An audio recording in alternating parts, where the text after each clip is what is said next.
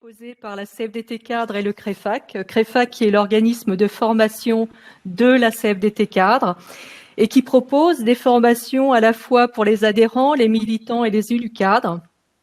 Alors aujourd'hui, en fait, dans ce webinaire, nous accueillons Emmanuel Coursier-Soustre, docteur en chirurgie dentaire, docteur en sciences biologiques et médicales, praticien conseil à l'assurance maladie, délégué central syndical à la CNAM, présidente du SNPDOS, CFDT et membre du Bureau national cadre. Pierre Papon, intervenant et praticien en milieu du travail, en management, en organisation et en prévention des risques professionnels, notamment psychosociaux. Et Laurent Tertrais, chargé de mission à la CFDT Cadre et rédacteur en chef de la revue Cadre. Et enfin, moi-même, chargée de mission Corinne Baudry, chargée de mission à la CFDT Cadre et responsable formation au CREFAC. Donc, dans ce webinaire, nous aurons deux temps. Un premier temps sur une présentation faite par Emmanuel et Pierre. Ensuite, ces présentations seront relayées par des questions que vous pouvez poser dans le chat. Et enfin, je reprendrai la parole en fin de webinaire. En attendant, je laisse la parole à Emmanuel. Bon webinaire. Il y a 4 ans maintenant, je me suis retrouvée aux portes du burn-out. J'ai été amenée à m'interroger alors sur ma relation au travail et à réfléchir depuis lors sur les déterminants qui concourent à l'écosystème de cette charge de travail.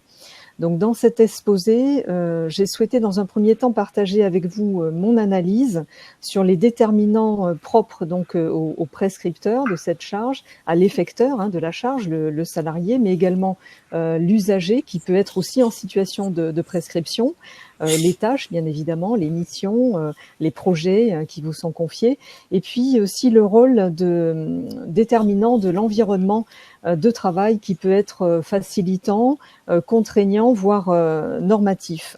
Et dans un deuxième temps, je vous propose de voir ensemble en fait comment réguler la charge de travail au niveau individuel. Alors, côté prescripteur, voyons comment cela interfère avec justement l'effecteur, le N-1. Alors, le prescripteur, eh bien, il impulse un certain nombre de tâches, d'activités, de missions, de projets qui nous sont confiés, enfin qui vous sont confiés aussi. Et ces projets et ces missions sont confiés dans un temps donné. Donc, ça pose la question du calendrier. Donc, il y a là la question de la pression du temps. Cette pression peut se manifester de manière aiguë quand votre N+1 va vous demander une note pour le lendemain ou pour l'avant-veille quelquefois. Elle peut aussi, cette pression, être une pression chronique du temps. Et là, ça va avoir des répercussions sur l'état de santé du salarié, avec le sentiment pour l'effecteur d'être en permanence à flux tendu, de pas voir baisser la pile de tâches à réaliser là sur le bureau. Donc ça génère un stress, vous imaginez bien. Cette pression peut se manifester aussi, ça peut être une pression psychologique exercée par le N+1. Donc là encore, ce stress va se rajouter finalement à la charge et va alourdir cette charge.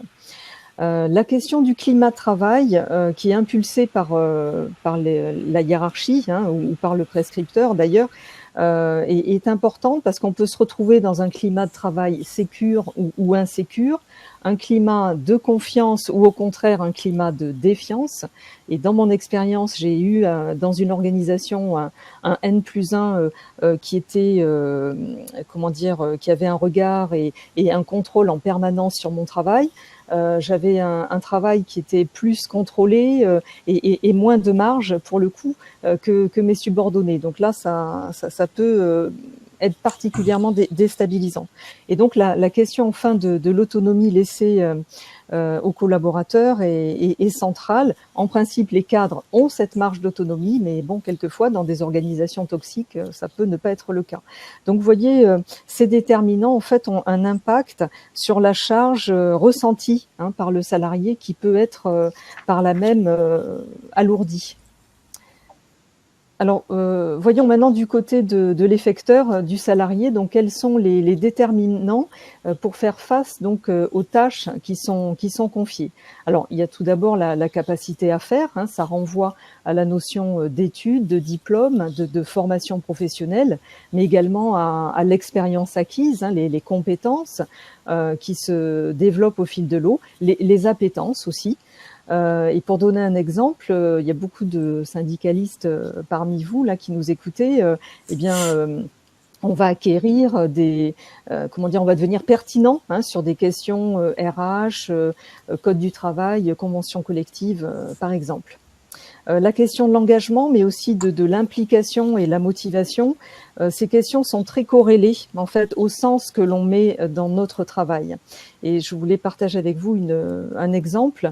Dans l'équipe des collaborateurs là que j'anime, certaines personnes ont été embarquées depuis quelques mois dans les brigades Covid. Vous en avez entendu parler, ces brigades qui sont là pour faire du contact tracing et casser les chaînes de contamination. Eh bien, ces collègues se sont retrouvés donc engagés dans cette action de santé publique, et les retours que j'en ai, c'est qu'ils sentent qu'ils font œuvre utile hein, dans le combat contre l'épidémie. Donc ça renvoie voilà à cet engagement-là. Enfin, la situation personnelle. Et pour faire un focus sur l'état de santé, l'OMS définit la santé comme un état complet de bien-être physique, psychique et social. Eh bien, on peut se poser la question, quelle disponibilité psychique, de quelle disponibilité psychique on dispose pour le travail quand, par exemple, je me place en situation de jeunes parents, quand le petit dernier a eu une gastro-entérite et par là même, les parents ont eu une nuit blanche. Voilà.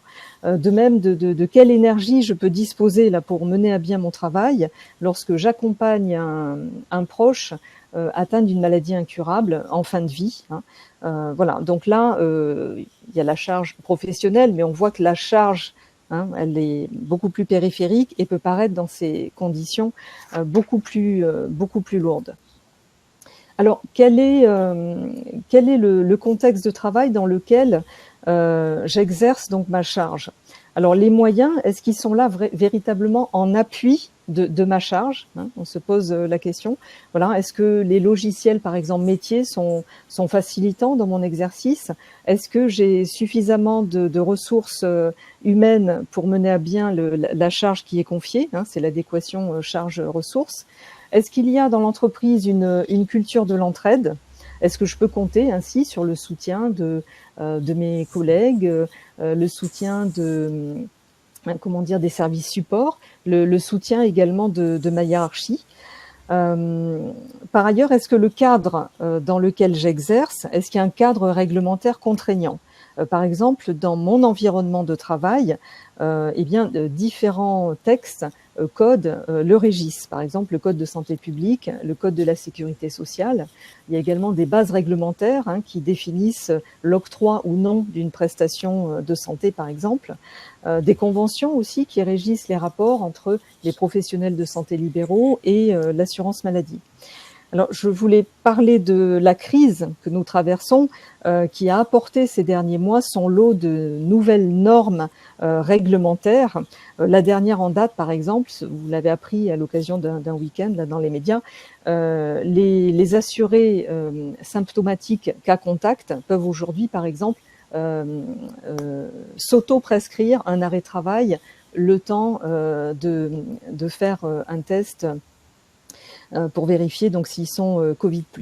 Tout ça pour vous dire qu'on doit en permanence, le salarié, donc s'adapter en permanence, surtout quand l'environnement est comme ça assez mouvant. Et donc on prend sur nos propres ressources internes et ça a un impact sur le ressenti de la charge de travail. Alors,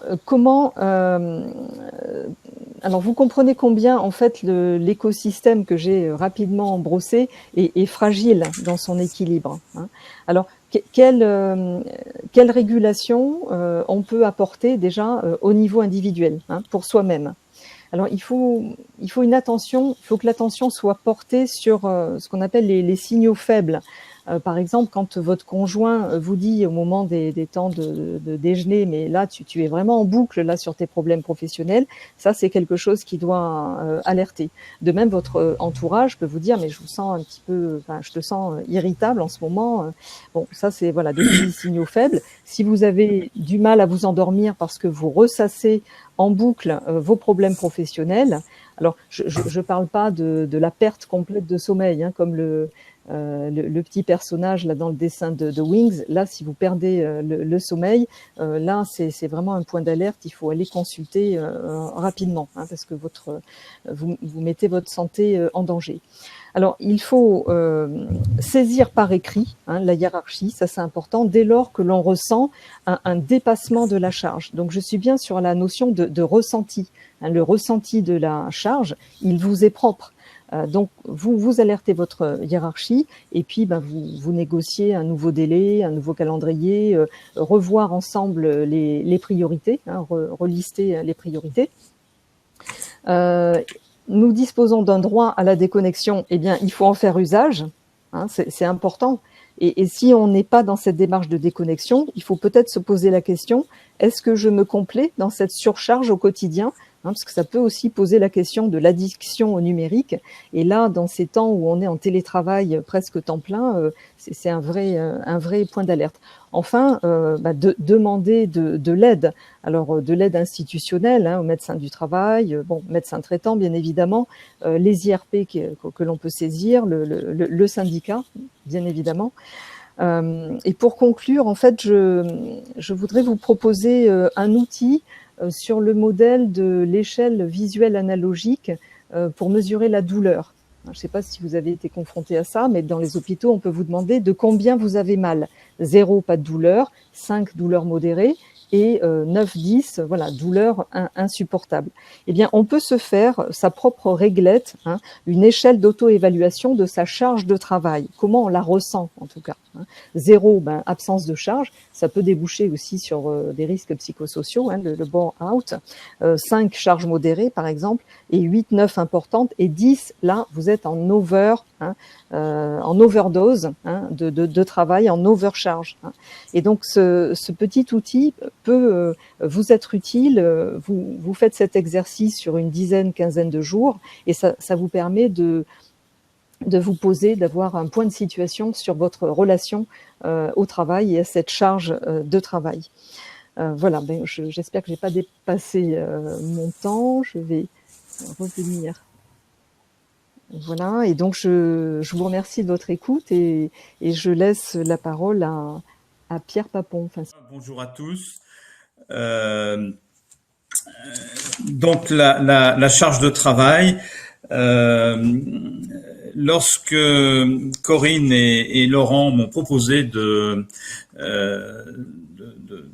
faire un exposé, une présentation sur la charge de travail, je me suis interrogé sur ce que je pouvais bien en dire et quel était mon rapport avec ça. Et certes, j'ai un rapport personnel à la charge de travail et à la fatigue que ça peut occasionner, et ça résonne fortement avec le témoignage d'Emmanuel. Donc je m'étends pas là-dessus, mais j'ai effectivement une expérience de la charge de travail et de la fatigue et éventuellement des atteintes à la santé que ça peut provoquer. Et d'autre part, j'ai une expérience de 10 ans d'intervention en milieu de travail et plutôt dans une perspective de prévention. Et ce que je peux dire, c'est que bien sûr, j'ai rencontré des situations où la charge de travail était en cause, mais c'était pas ce que l'on cherchait à mettre en évidence a priori. Donc c'était plutôt un produit de sortie de l'intervention en prévention qu'une recherche préalable d'identification d'une charge. Alors, dans cette expérience, au cours de cette expérience, donc j'ai travaillé pendant 7 ans, j'ai été responsable de prévention dans un grand groupe. Puis, depuis 3 ans, je suis intervenant indépendant. Mais donc, à la fin de ma carrière dans ce grand groupe, un accord sur l'évaluation et la régulation de la charge de travail a été signé et effectivement là on a pu faire des expérimentations d'évaluation et de régulation de la charge de travail. Mais on ne peut pas dire dans les expériences que j'ai eues, on ne peut pas dire que, j'ai pas connu énormément d'interventions sur la charge de travail. Alors, une fois qu'on a dit ça, je vais essayer de poser quelques éléments de cadrage pour essayer de je veux dire, excusez-moi, d'apprécier ce qu'est la charge de travail. Tout d'abord, Emmanuel l'a dit, il s'agit d'un ressenti, c'est quelque chose que l'on ressent personnellement. On a un sentiment de charge qui peut occasionner de la fatigue. Et ça peut s'exprimer sous forme de mal-être, d'inconfort, mais aussi diffus que soit ce mal-être, cet inconfort, ça renvoie bien à une situation matérielle très concrète, que l'on va, qui est inscrite dans des situations de travail.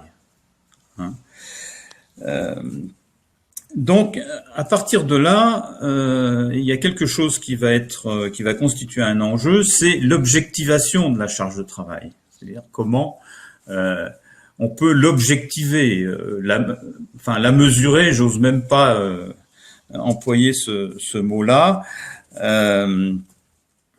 Et ça va devenir un enjeu à la fois pour les salariés qui éprouvent ce sentiment de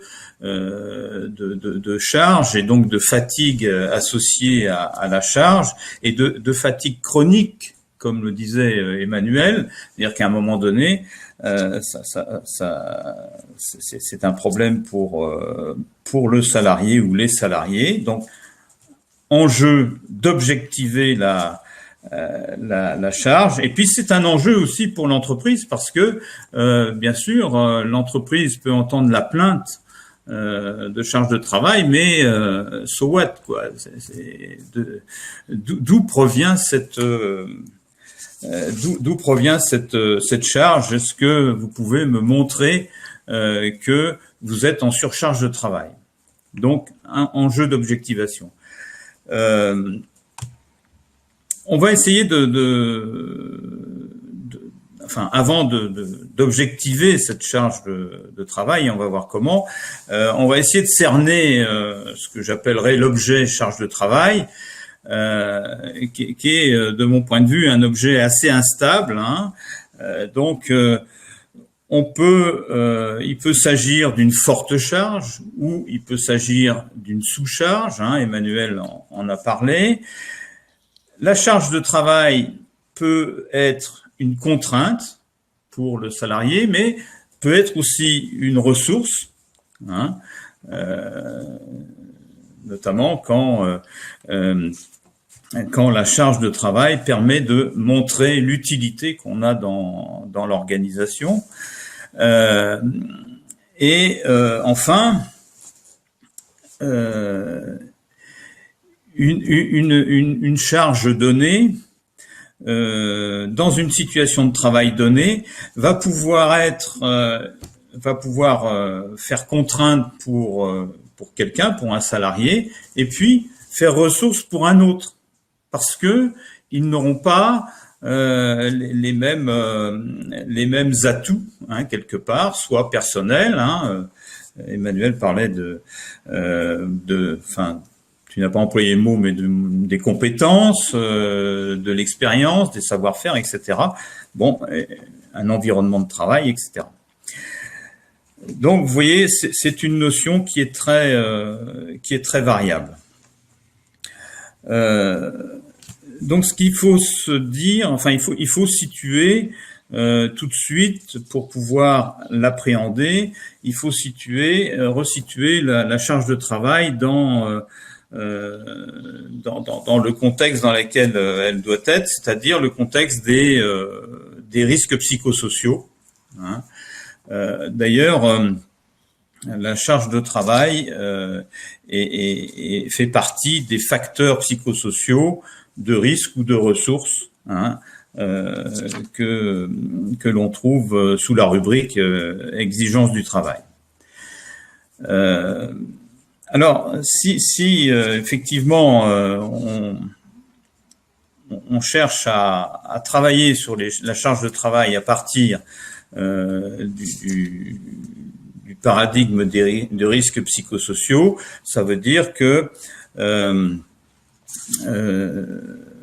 on est dans enfin, on va raisonner. On va raisonner de telle façon à ce que on va considérer en fait que chaque salarié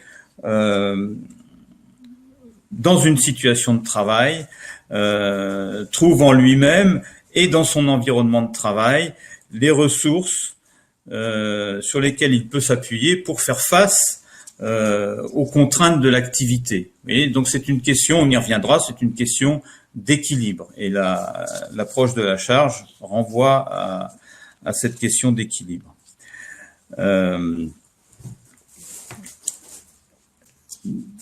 Donc, approcher la charge de travail dans le cadre du paradigme des risques psychosociaux, c'est aussi procéder à une démarche d'évaluation, hein, de cette charge au travers de la caractérisation d'un éventuel déséquilibre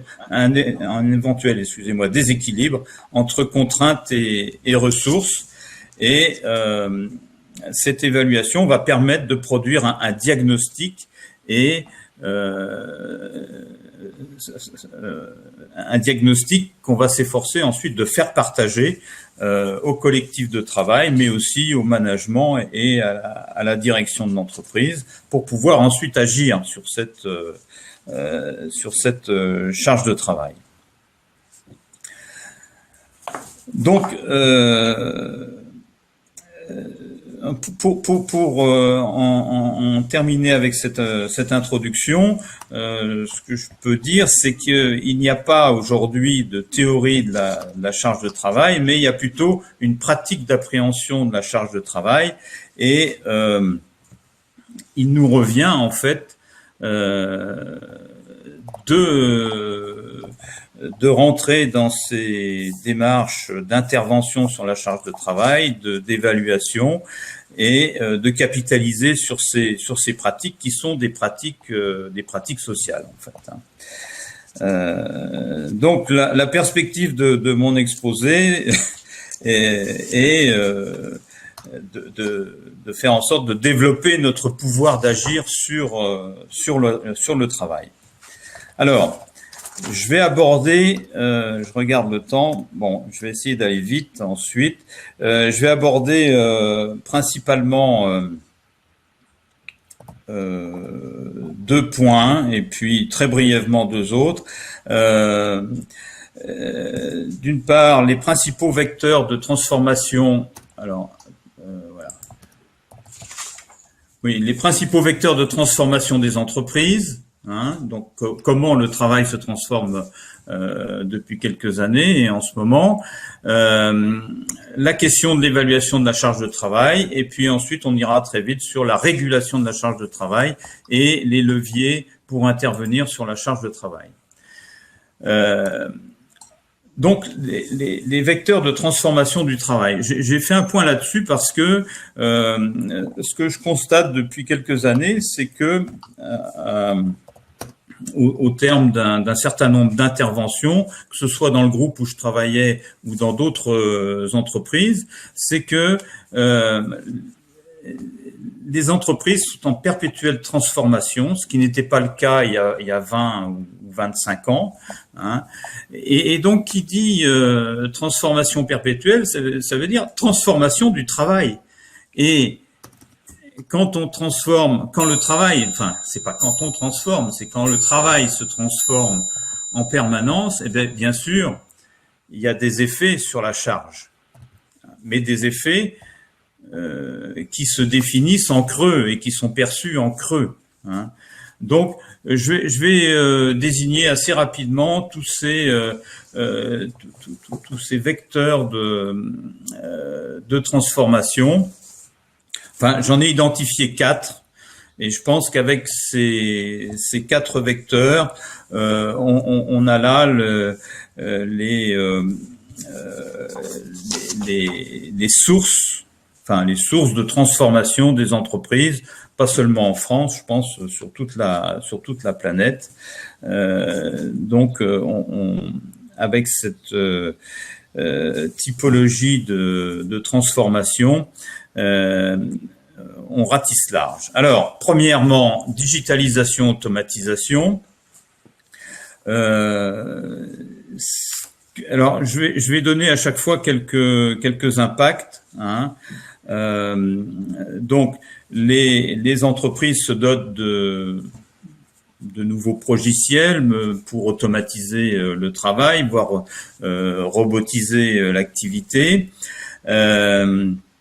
Et elles se fournissent de plus en plus avec des logiciels sur étagère, donc qu'on ne peut pas adapter aux besoins de l'activité.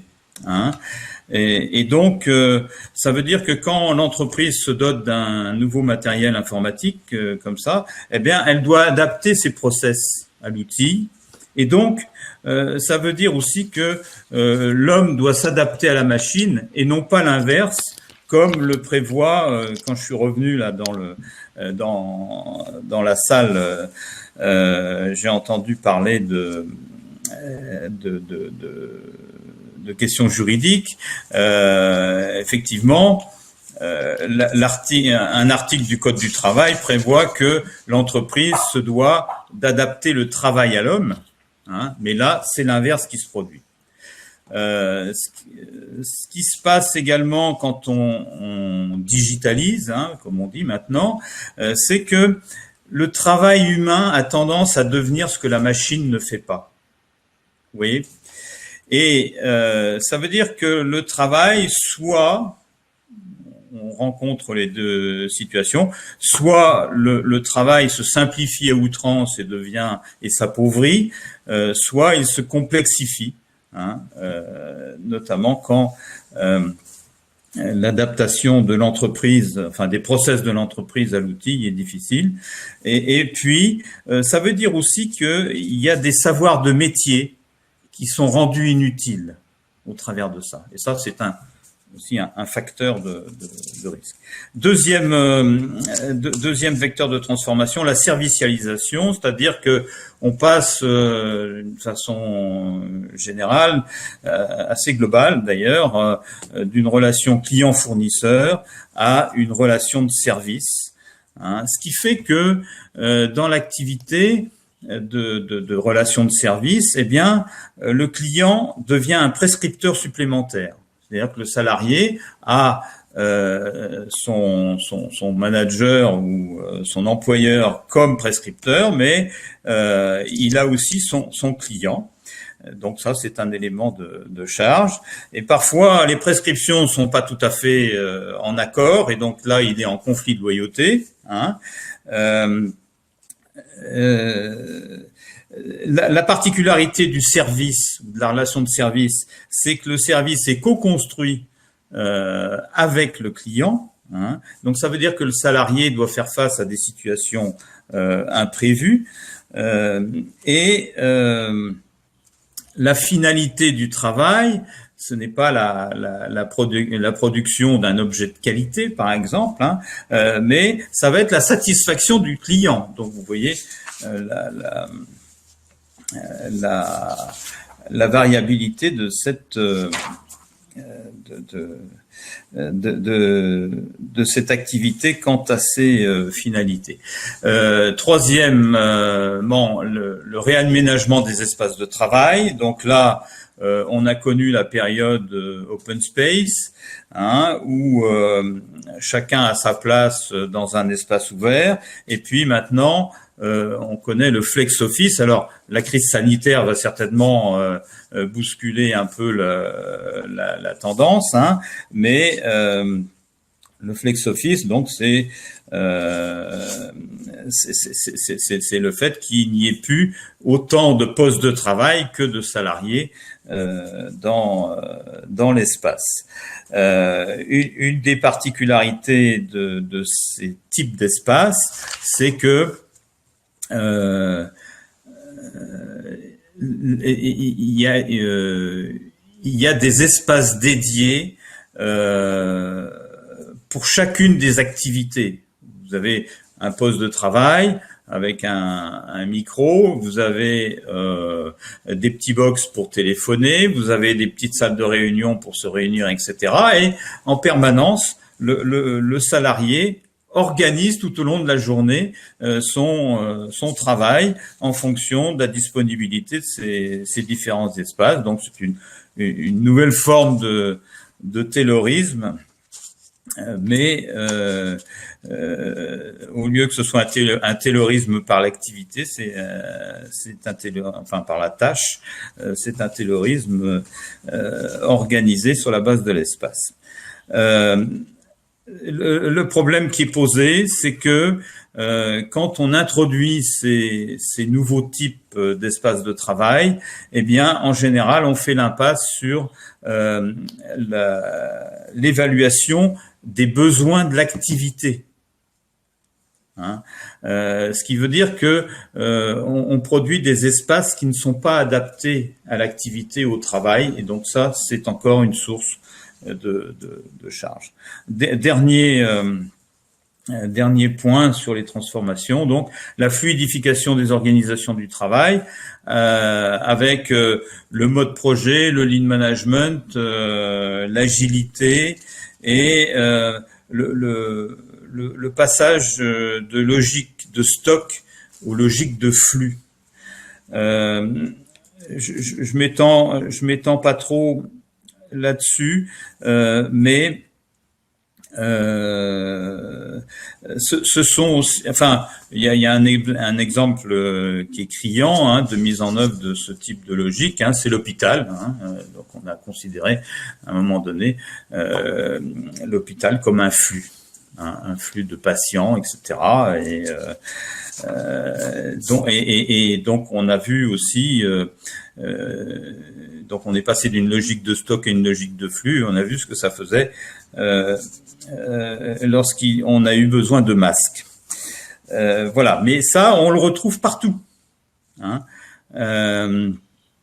Alors, donc très rapidement les conséquences de ça, et ça n'est pas exhaustif loin de là, hein, c'est que ces transformations entraînent en général, parce qu'il s'agit d'augmenter la productivité la plupart du temps, sinon tout le temps. Donc intensification et complexification du travail, invisibilisation du travail réel, donc au travers de la digitalisation, voilà, qualité empêchée, perte de sens de l'activité, mise en cause des identités professionnelles et sociales. Bon, mais ça, ce n'est pas exhaustif, et vous auriez certainement un tas d'exemples à donner, et des impacts potentiels sur la santé, fatigue cognitive, stress, troubles psychosociaux, troubles de la concentration, du sommeil, etc. Mais Emmanuel a parlé de tout ça. Voilà. Alors, on va passer à l'évaluation de la charge de travail. Donc, l'enjeu de l'évaluation de la charge de travail, c'est de comprendre l'activité réelle pour repérer ce qui, au sein de cette activité réelle, fait charge pour le salarié ou les salariés. Alors, une première grille de lecture pour aborder le travail réel, c'est la grille de lecture du travail. Donc, on distingue trois notions du travail. Donc, le travail prescrit, ça relève de la responsabilité de l'entreprise. Hein, c'est ce que demande l'entreprise à ses salariés. Et donc, on va avoir des objectifs, des indicateurs, des niveaux de performance, etc. Donc, on voit bien ce qu'est le travail prescrit, mais avec une nuance, parce que ces notions ont émergé il y a maintenant plusieurs années, pas mal de temps. Et ce que je vous disais tout à l'heure, c'est que maintenant, la particularité de la période actuelle, qui dure depuis quelques années, c'est que on a plusieurs prescripteurs. Chaque salarié peut avoir plusieurs prescripteurs. Donc l'entreprise, le management et le client, hein, mais aussi il y a des phénomènes d'auto-prescription, c'est-à-dire que les salariés parfois se donnent des niveaux d'exigence, hein. Donc, le travail prescrit, c'est quelque chose qui est en train de se diversifier, mais ça fait bien sûr, ça fait charge, hein, ça fait pression. Le travail réel, donc, c'est ce qui est mis concrètement en œuvre par les personnes dans l'activité quotidienne. Hein, et notamment tous ces ajustements qu'il faut réaliser pour que le travail se fasse, hein, parce que le travail prescrit, la prescription ne prévoit jamais tous les aléas, et c'est l'homme au travail, si on peut dire, qui va procéder à des ajustements, et c'est ce qui va faire le travail réel.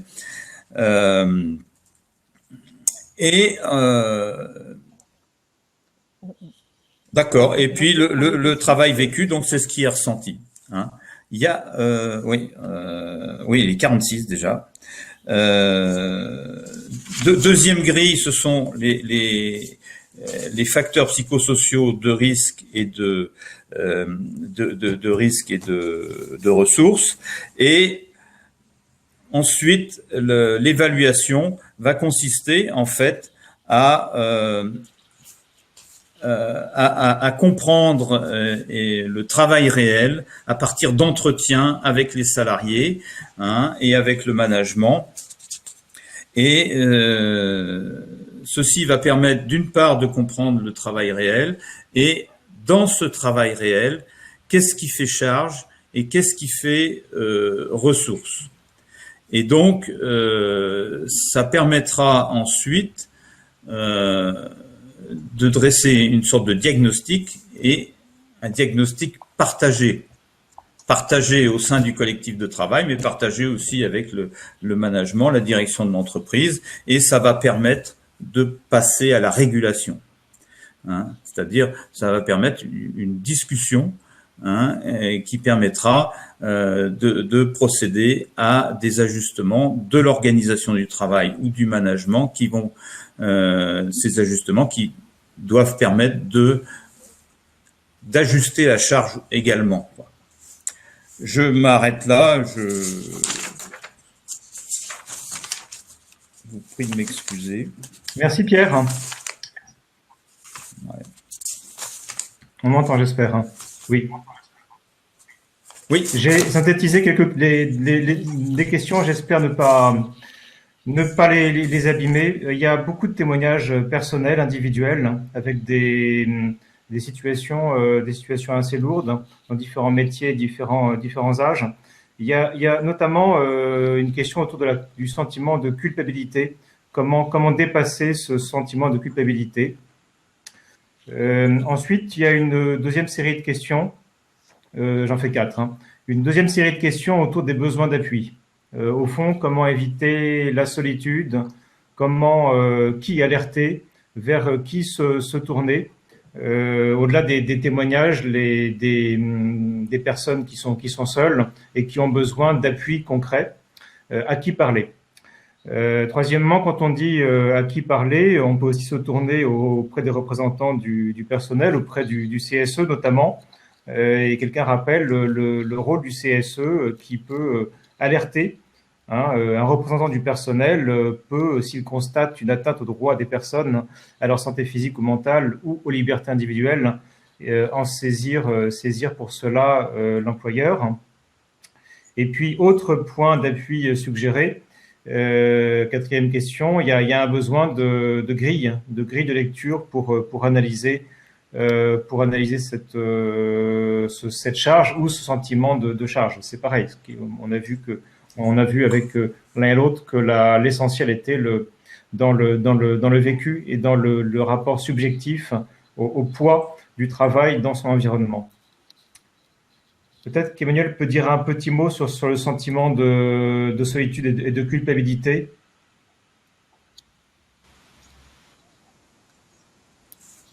Oui, alors c'est très corrélé aussi à notre éducation.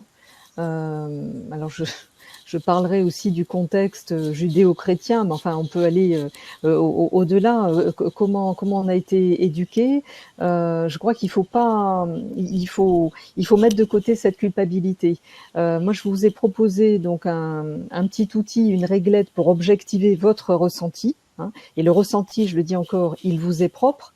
Votre N+1 peut pas le commenter puisque c'est votre ressenti. Hein. Donc vous avez un ressenti de dépassement de charge.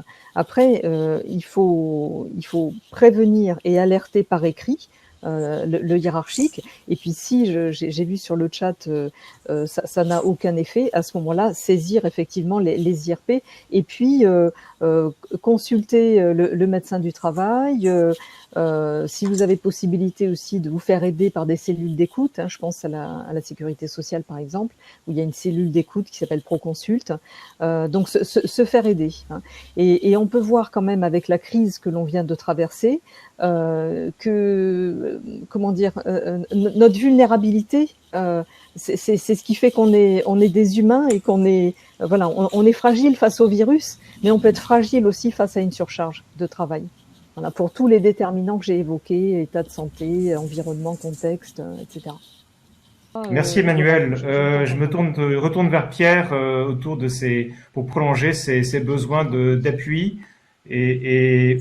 ou de système de grille de lecture. Hein, dans le chat, il y a des participants qui nous rappellent la qualité du questionnaire de Karasak.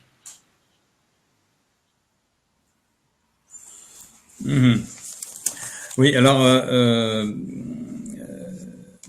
au niveau des besoins d'appui, donc alors il y a effectivement le management. Enfin, j'ai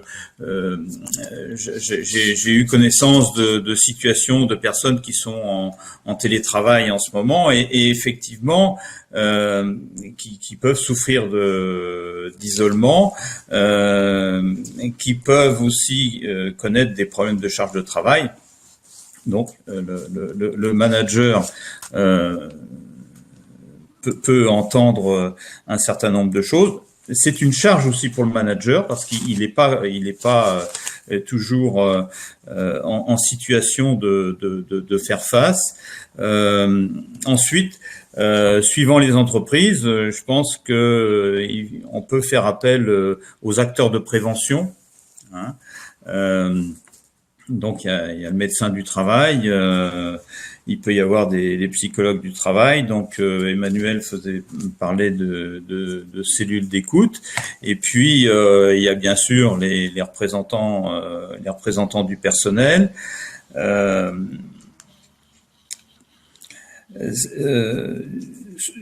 Je pense que, enfin, parce que quand on en est là, ça veut dire qu'on est en prévention secondaire ou tertiaire. Je pense qu'il faudrait veiller à ce que des dispositifs de prévention qui permettent l'expression des salariés puissent se mettre en place en prévention primaire lorsque on a affaire à des projets de transformation de l'entreprise, hein, donc exiger qu'il y ait des dispositifs de prévention qui soient intégrés à la conduite du projet de transformation. Et puis, je crois que lorsque des personnes sont en difficulté, en souffrance, il faut pas hésiter au niveau du C2SCT. Alors maintenant, l'articulation entre CSE et C2SCT fait que c'est plutôt le CSE qui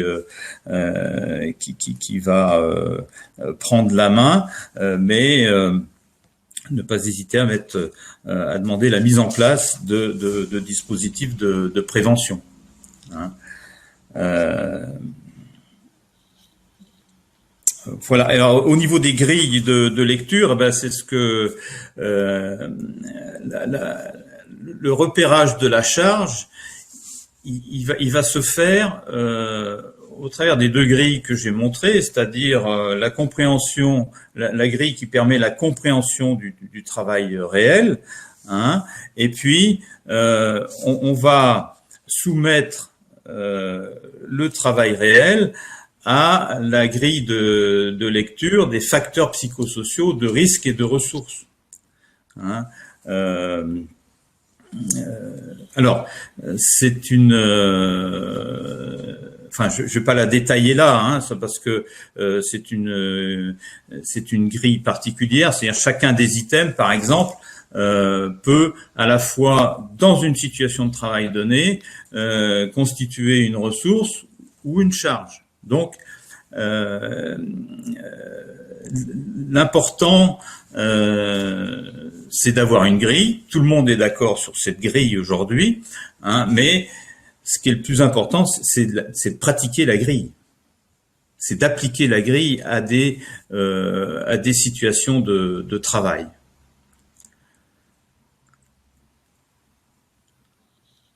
Parce que le repérage de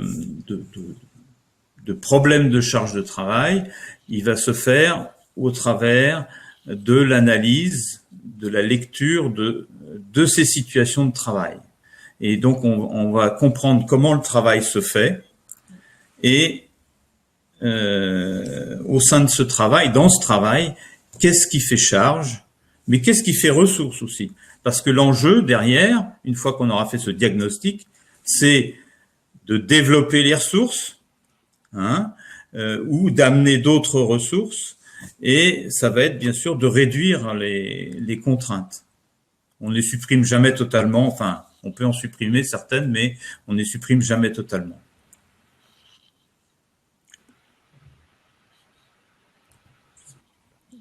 Tout à fait, oui, merci.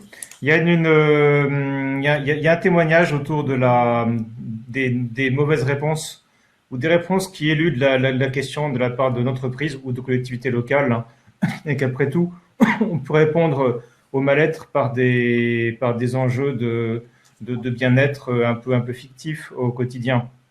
Quand on parle de mal-être au travail, je cite, ou de surcharge, on nous renvoie avec des beaux locaux, de la formation professionnelle et une bonne rémunération.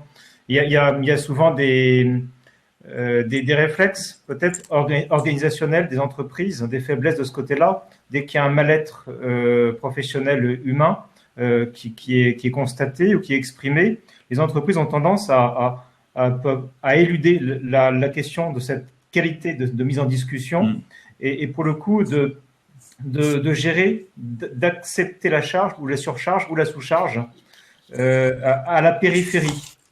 autour des dispositifs de reconnaissance, des dispositifs de confort au quotidien.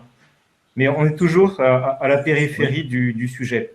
J'en profite pour placer la question de la sous-charge et du burn-out, qui est une autre forme de stress et de souffrance. Qu'en pensez-vous tous les deux?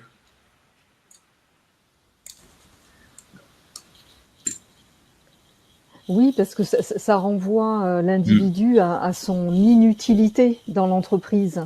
Or, on a tous besoin de reconnaissance, et que ça soit à titre personnel, professionnel, et le fait de se retrouver dans cette vacuité, c'est extrêmement stressant. Oui, oui, je le confirme, et ça peut aboutir aussi à des troubles graves pour la santé. Ouais. De même que le trop plein, le trop peu, on peut aboutir à des choses un peu similaires. Je reviens, Laurent, là sur les stratégies d'évitement là de la hiérarchie quand on veut évoquer charge de travail. Mais je crois que nous, syndicalistes, on doit remettre au centre la place des ateliers de discussion sur l'organisation du travail. Nous, c'est quelque chose qu'on porte au niveau de la CNAM. Parce que ce sont des lieux où justement on peut parler d'organisation du travail. L'écueil qu'on remarque là en télétravail, c'est qu'on ne sait pas en fait ce que fait l'autre, et on peut avoir le sentiment d'être surchargé et que l'autre en fait moins que soi. Pourquoi? Parce qu'il n'y a plus de rencontres informelles au café où on dit voilà, moi j'ai tel et tel dossier en cours, tel chantier, etc. Donc chacun est dans son coin, isolé dans son silo. Et il y a plus ce partage d'informations et d'expressions.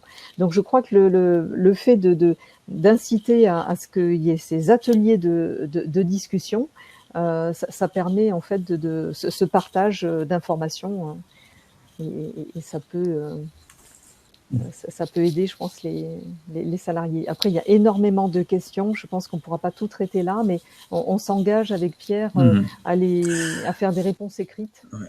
Alors, je place tout de suite, pour rebondir sur ce que tu viens de dire, Emmanuel, ces espaces de discussion sur le travail peuvent être prévus dans des accords, notamment des accords sur la charge de travail. Donc, d'où l'importance, on parlait de soutien tout à l'heure, d'où l'importance, quand c'est possible, quand on en trouve les conditions, quand on en crée les conditions, de négocier ce type d'accord. Sur la question des mauvaises réponses ou des fausses réponses, des entreprises ou des collectivités locales à des problèmes de conditions de travail, ça peut être des problèmes de charge ou autre.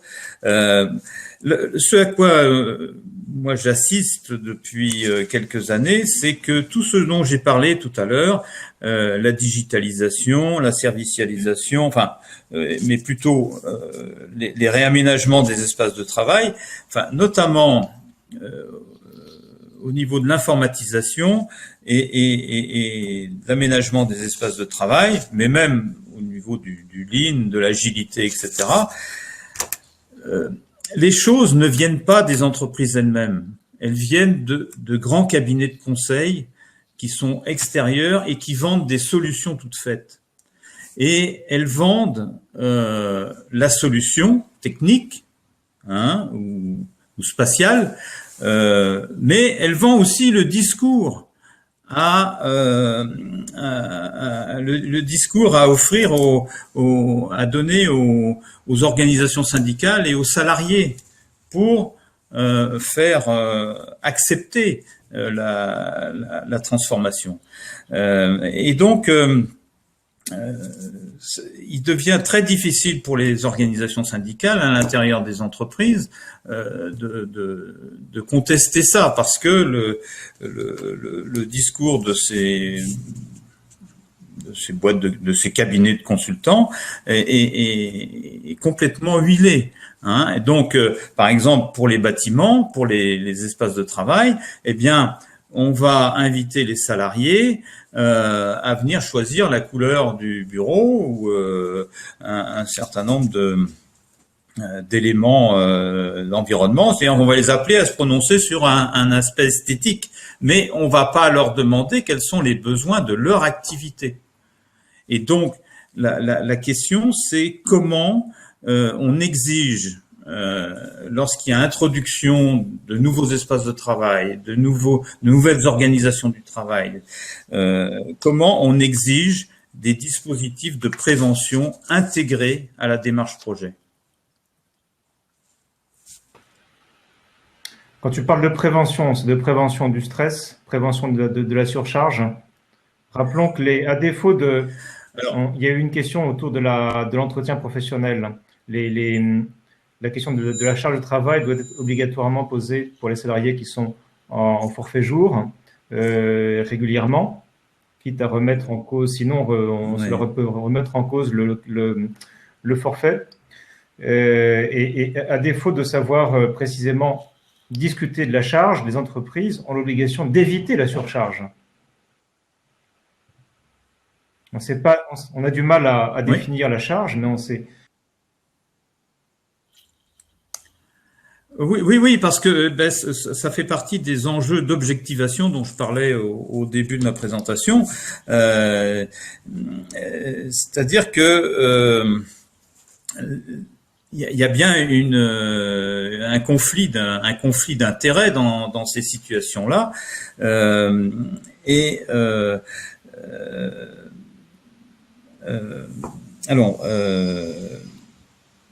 alors, dans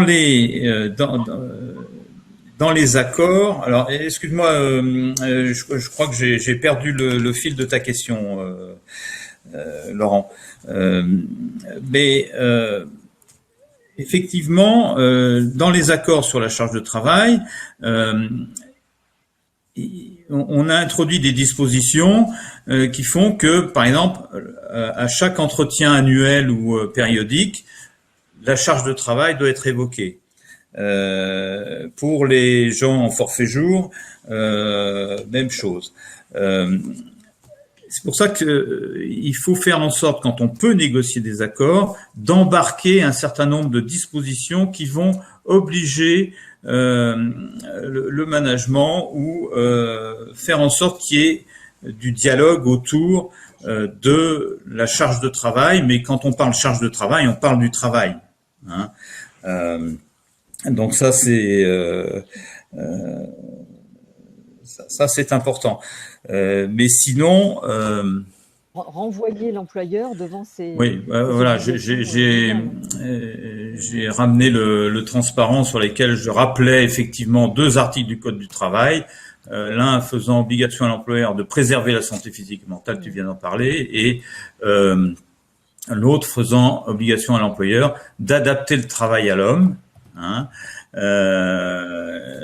et donc ça, ce sont des articles sur lesquels on peut s'appuyer. Et puis, il y a bien sûr les accords sociaux. Il y a un accord européen sur le stress, mais il y a surtout les accords d'entreprise sur la prévention des risques psychosociaux et l'évaluation et la régulation de la charge de travail. Donc, ce sont des points d'appui, effectivement. Pour terminer, moi, je souhaitais partager avec les participants une citation de Ronnie Broman, qui est ancien président de Médecins sans frontières, qui était intervenu à l'occasion de la crise de la Covid, et il avait écrit donc dans les journaux là, ce que les êtres humains ont en partage, ce n'est pas une morale commune, mais la conscience de leur commune vulnérabilité. Okay. Voilà, je voulais terminer sur... Eh bien, merci Emmanuel, merci Pierre, merci Laurent. Donc, on vous propose à l'issue de ce webinaire 2 jours de formation les 10 et 11 mars. Vous retrouverez toutes les informations sur le site du CREFAC, crefac.fr. Donc, donc Emmanuel, Pierre et Laurent sont partie prenante dans cette formation. Donc, si vous souhaitez aller plus loin, n'hésitez pas, inscrivez-vous. On vous souhaite une très bonne soirée et à très bientôt. Au revoir.